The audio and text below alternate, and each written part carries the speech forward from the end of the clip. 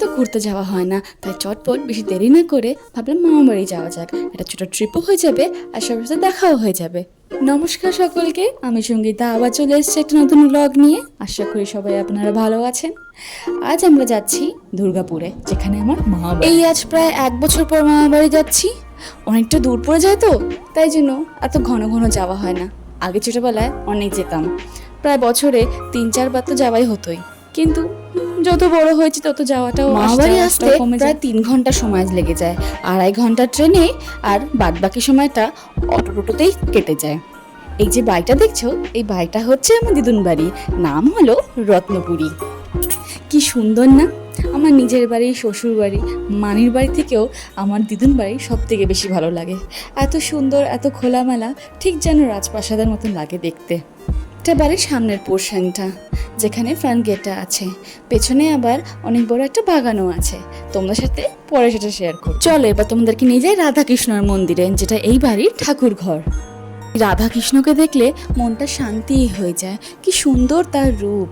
আমার দিদুন বাড়িতে সব রকমের কৃষ্ণ উৎসব হয়, ছোট থেকে শুরু করে বড়।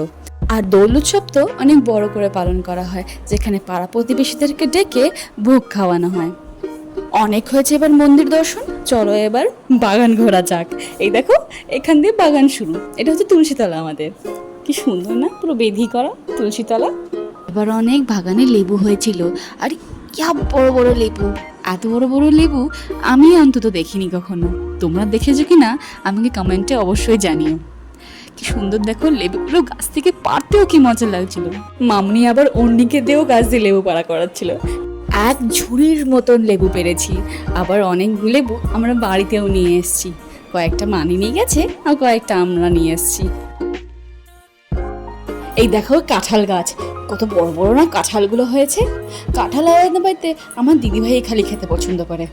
মা দিদুন বলছিল যে কাঁঠাল নিয়ে যেতে, কিন্তু এত দূর থেকে কাঁঠাল নিয়ে আসা চারটেখানি ব্যাপার না।